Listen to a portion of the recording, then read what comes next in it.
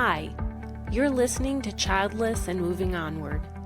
This is the place where we talk about thriving in life when you're a woman who is childless, not by choice, regardless of the road that brought you to childlessness.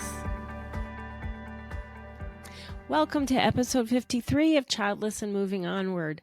I'm your host, Gail Miller. I'm a physician, life coach, and speaker. Today I'm going to be exploring the topic of renewal. It's spring, and that's commonly a time people look at with the idea of renewal. Starting fresh with a fresh new you and a fresh new outlook, and usually sunnier season, or that's how it's usually billed, right? That's what people talk about. It is, honestly, it's an opportunity. It's not one you wanted, but it's an opportunity for renewal of what life can be without children, even though you very much want them. This is in part about how to even go about doing this, but it's also about what to do if you're not yet ready to consider that there can be more life out there now that your child is not by choice. Everyone is at a different place in getting through this pain of unwanted childlessness. So get ready for a mix of emotions because navigating our childless experience is complex and never easy.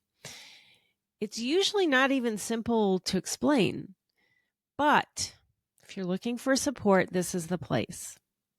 So like I said, describing the pain of life without children is complex.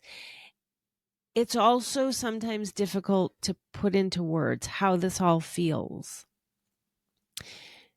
There's times it can feel like life is never going to be good. You'll never feel normal again, that life will always be joyless and full of nothing but pain. Then you hear comments like, get over it. You can't miss something you never had. Just look at the positives in your life. And those are anything but helpful. They just add to the pain.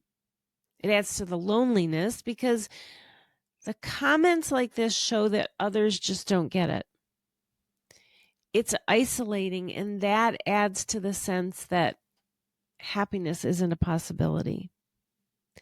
But the reality is that life doesn't have to be joyless. You can feel normal again.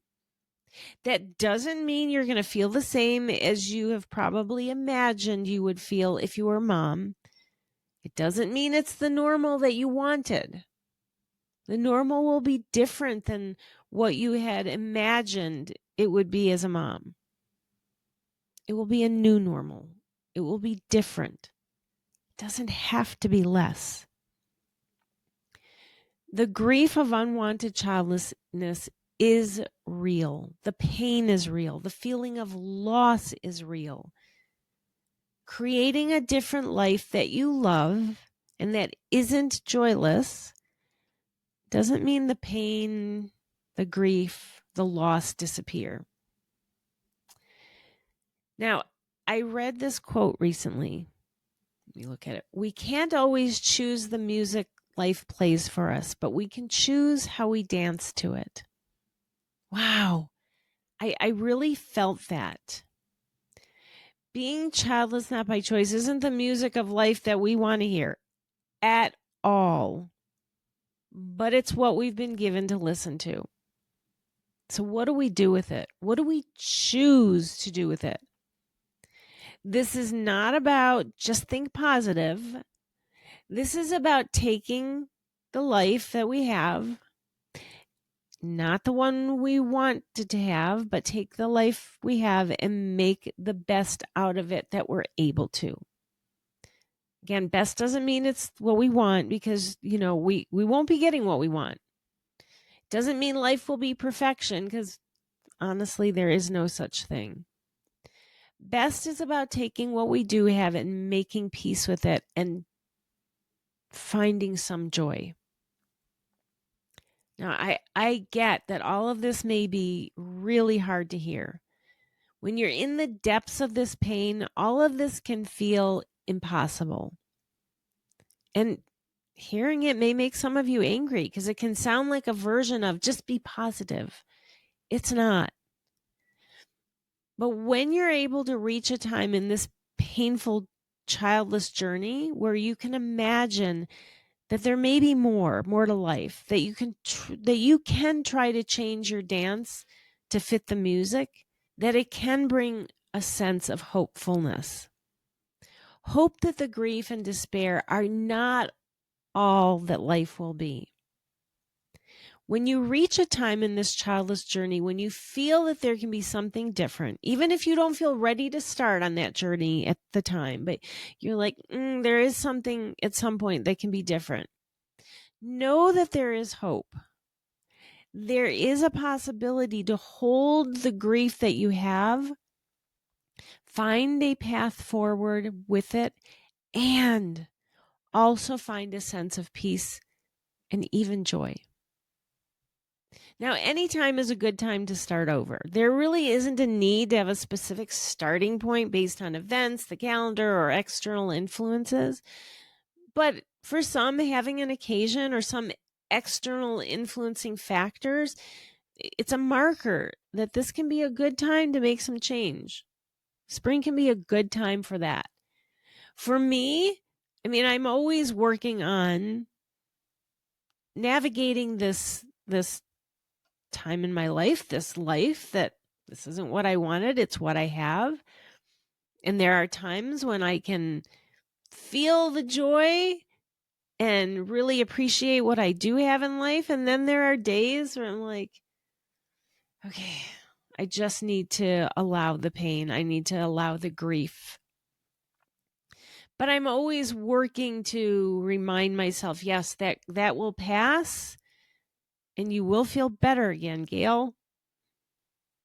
But I also, when spring hits, because now there's more daylight hours, I can open the windows, get fresh air. There's more opportunities to be moving around outside.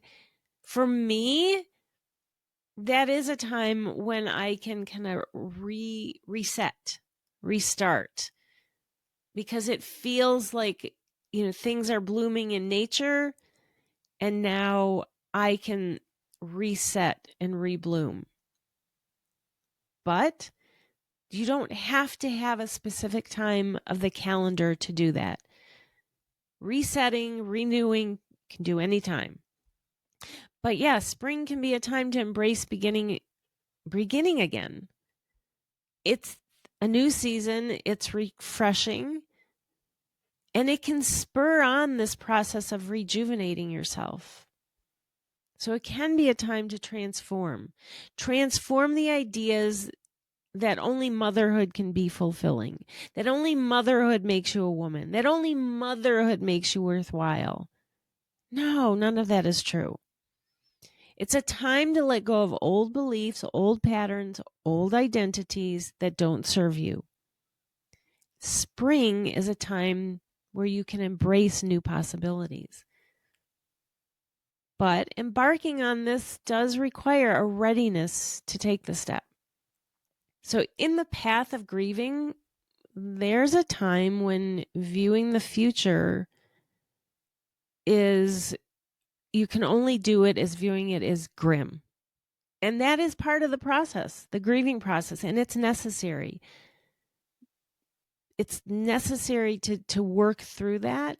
But also while you're at that point, it can be impossible to see there can be anything else. But as you experience the grief, you can, over time, reach a point where you feel ready to make changes, to see that the future doesn't have to be grim.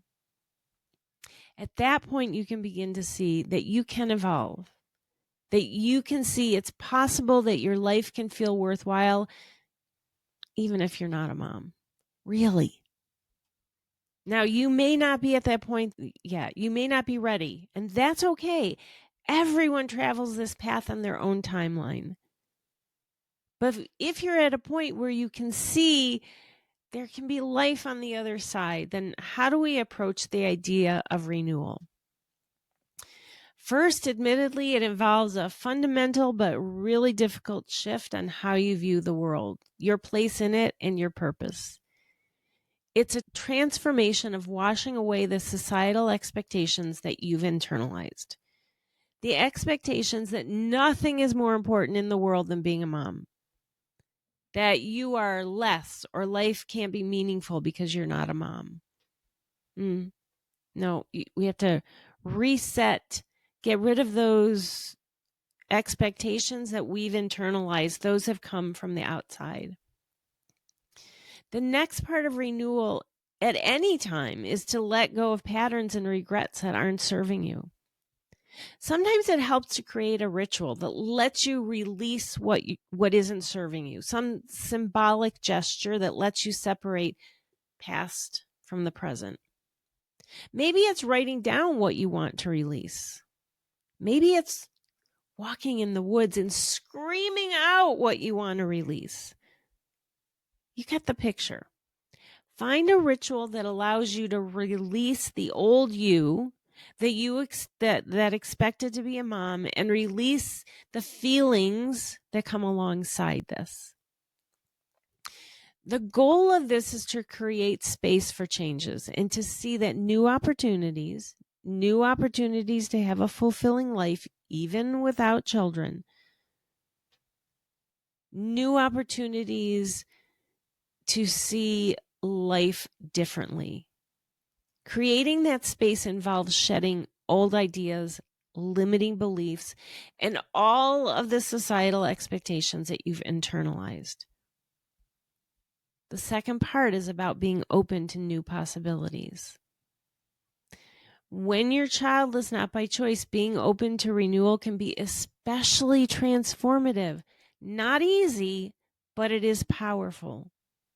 Start with overcoming societal expectations around parenthood and defining success and self-worth for yourself, not based on others' ideas. Next is to develop new dreams and goals. Whether it's professional, educational, travel, engaging in activities that contribute to society, or personal hobbies that simply contribute to your sense of self-worth and happiness.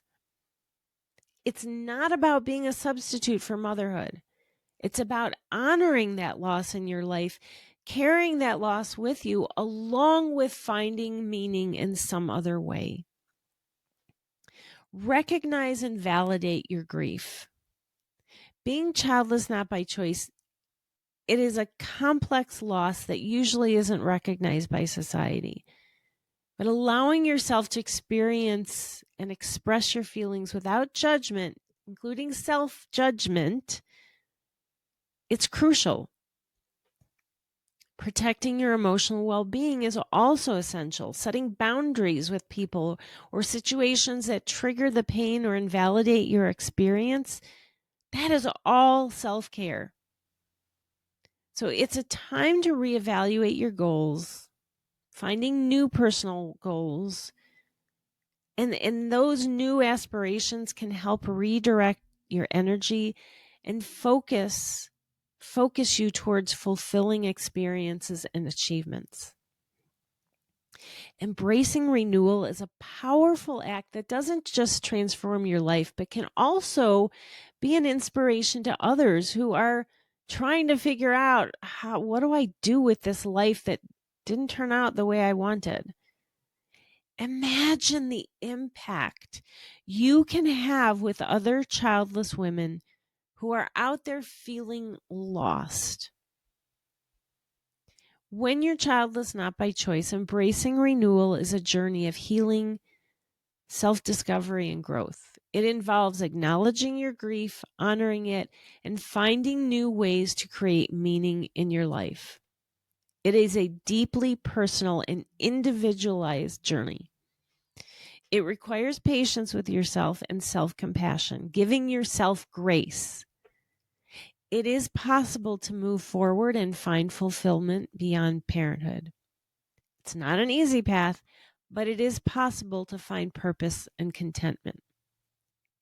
But what about those of you who aren't able to imagine there can be anything else worthwhile in your life? Those who are in the thick of the grief and are struggling to see that there's hope for anything but grief. First, know that there's nothing wrong with you. There's no timeline. There's no deadline. That path will take as long as you need it to. You are right where it is right for you. The most important thing you can do for yourself is to develop self-compassion. Be kind to yourself. Beating yourself up will only lead to feeling worse. Taking actions like telling yourself things like, I'm a failure, that only harms you more. Instead, acknowledge your suffering. Then comfort yourself the way you would if it was a friend in your same situation. Use understanding words with yourself. I'm hurting. I've experienced a loss. I'm suffering, and I deserve to take care of myself. Engage in activities that bring you comfort. But that's very personal. So for each person, it's going to differ. Maybe it is taking a warm bath, binging on Netflix, going for a walk, going to a museum, or maybe it's a run to burn off energy. There's no right or wrong way to find comfort. It really is only about giving yourself compassion and bringing yourself some personal comfort. The key is to allow your feelings, not to judge them. Feel them. You cannot work through the grief without allowing it. But when you are ready, by embracing personal renewal, individuals who are childless by circumstance, not by choice, can transform your experiences into opportunities for leading a fulfilling life, even though it's not the life you had planned. This journey encourages you to redefine your own path that's right for you, so you can find happiness on your own terms, not based on what other people tell you your happiness should be from. Okay, I'm going to end this by talking about my group coaching program that's launching in mid-May. I'm excited to tell you about this. This is a chance to be part of a supportive community. You're going to find an opportunity for guidance, connection, and growth. So join the waiting list so that you are the first to get the information. Click on the link in the show notes and you will be able to get some more details. Get on the waiting list as soon as there's more information and the registration is open. You will be among the first to know. All right, that is it for this week. I will be back with you next week. Thanks for listening. If you liked this episode and you know someone who could benefit from this podcast, please share it with them and post about it on social media. There are many other women who are looking for this help and would love to know about it.